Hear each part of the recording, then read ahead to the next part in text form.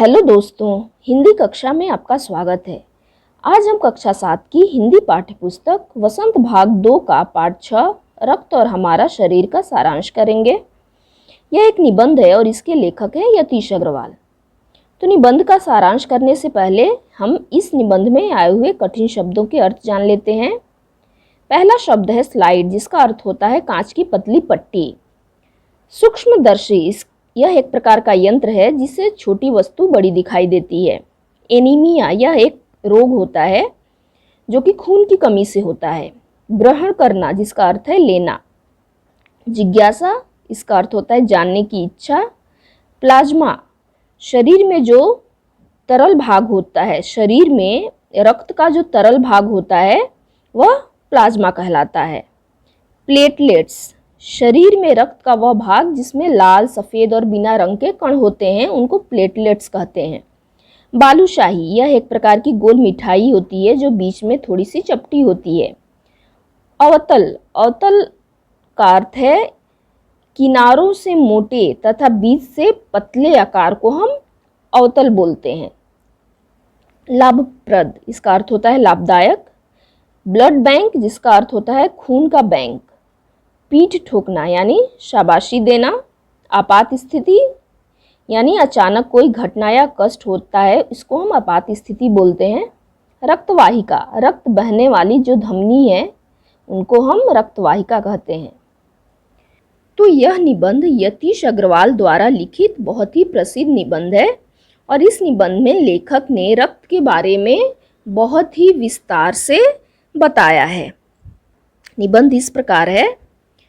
अनिल की छोटी बहन दिव्या शुरू से ही कमज़ोर है, लेकिन आजकल उसे हर समय थकान महसूस होती है और भूख भी कम लगती है।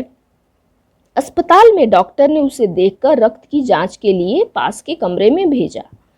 वहां अनिल की जान पहचान की डॉक्टर दीदी थीं। उन्होंने दिव्या की उंगली से रक्त की कुछ बूंदें एक छोटी सी शीशी में डाल दी और स्लाइड पर लगा दी। उन्होंने अगले दिन अनिल से रिपोर्ट ले जाने को कहा।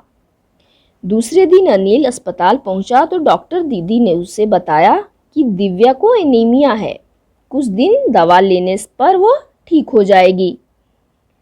अनिल ने उत्सुकतावश पूछा कि एनीमिया क्या है, तो डॉक्टर दीदी ने उन्हें बताया कि एनीमिया के बारे में जानने के लिए उसे रक्त के बारे में जानना होगा।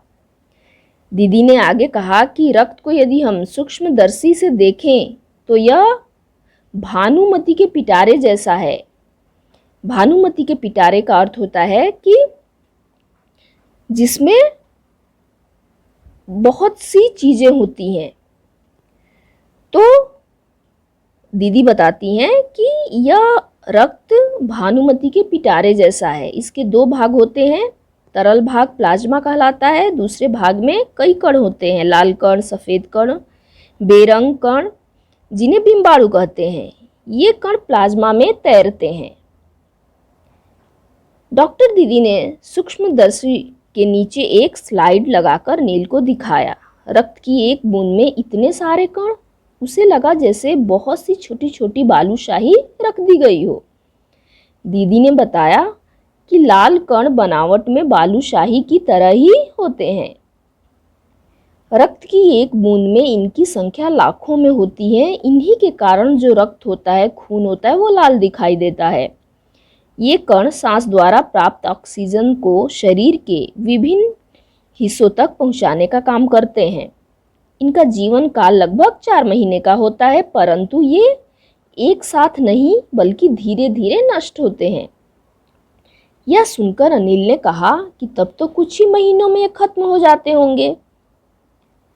अनिल की बात सुनकर डॉक्टर दीदी मुस्कुराने लगी और कहती हैं कि शरीर में हर समय ये कण बनते रहते हैं। हड्डियों के बीच के भाग मज्जा में कई ऐसे कारखाने हैं जो रक्त के निर्माण कार्य में लगे रहते हैं। इसके लिए इन कारखानों को प्रोटीन, लौह तत्व और विटामिन रूपी कच्चे माल की जरूरत होती है। हरी सब्जी, फल, दूध, अंडा और गोश्त में ये तत्व उपयुक्त मात्रा में होते हैं। यदि कोई व्यक्ति उचित आहार ग्रहण नहीं करता तो रक्त कण नहीं बन पाते। रक्त में लाल कणों की कमी को ही एनीमिया कहा जाता है। डॉक्टर दीदी ने उन्हें बताया कि एनीमिया के कई कारण हैं, लेकिन हमारे देश में इसका सबसे बड़ा कारण पौष्टिक आहार की कमी है। वैसे पेट में कीड़े हो जाने से भी एनीमिया का खतरा होता है। ये कीड़े दूषित जल और खाद्य पदार्थ के जरिए शरीर में प्रवेश करते हैं। अतः सदा स्वच्छ जल और भोजन ग्रहण करना चाहिए और अपने हाथ भी साफ रखने चाहिए। कुछ कीड़े पैर की त्वचा के रास्ते भी शरीर में प्रवेश कर जाते हैं। इनसे बचने का उपाय है कि शौच के लिए शौचालय का प्रयोग करें और इधर उधर नंगे पांव न घूमें।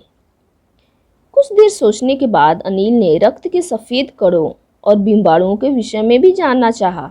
तो डॉक्टर दीदी बताने लगी कि सफ़ेद कण शरीर पर हमला करने वाले रोगाणुओं से हमारी रक्षा करते हैं और बीमारियों चोट लगने पर रक्त जमाव क्रिया में मदद करते हैं, यानी खून का थक्का जमाने में मदद करते हैं। प्लाज्मा में पाई जाने वाली विशेष प्रकार की प्रोटीन रक्त वाहिका की कटी फटी दीवार में एक जाला बना देती है। बीमाणु इस जाले से चिपक जाते हैं, जिससे दरार भर जाती है और रक्त का स्राव जो होता है वो रुक जाता है, रक्त का बहना रुक जाता है। यह सुनकर अनिल ने पूछा कि घाव गहरा होने पर तो खून का बहाव नहीं रुकता होगा। तब डॉक्टर दीदी ने बताया कि ऐसी स्थिति में रोगी को डॉक्टर के पास ले जाना चाहिए और ज़रूरत पड़ने पर टाँके लगाने चाहिए। अधिक रक्तस्राव होने पर रक्त चढ़ाना भी पड़ सकता है। रक्त के कई वर्ग होते हैं। कुछ विशेष गुणों के आधार पर 4 मुख्य वर्गों में बांटा गया है। आवश्यकता के अनुसार रक्त समूह की जांच करने के बाद उसी तरह रक्त समूह का रक्त चढ़ाया जाता है। आपात स्थिति के लिए ब्लड बैंक बनाए गए हैं। 18 वर्ष से अधिक उम्र के स्वस्थ व्यक्ति ही रक्तदान कर सकते हैं। एक समय में लगभग 300 मिलीलीटर रक्तदान किया जा सकता है, ये डॉक्टर दीदी बताती हैं। यही रक्तदान किसी ज़रूरतमंद व्यक्ति के लिए जीवनदान बन जाता है। इस बात पर अनिल बड़ा होने पर रक्तदान करने की बात करता है। तो इस निबंध में हमने रक्त के बारे में विस्तृत जानकारी प्राप्त की। तो इसके साथ ही यह निबंध समाप्त होता है। अगले वीडियो में हम फिर मिलेंगे। धन्यवाद।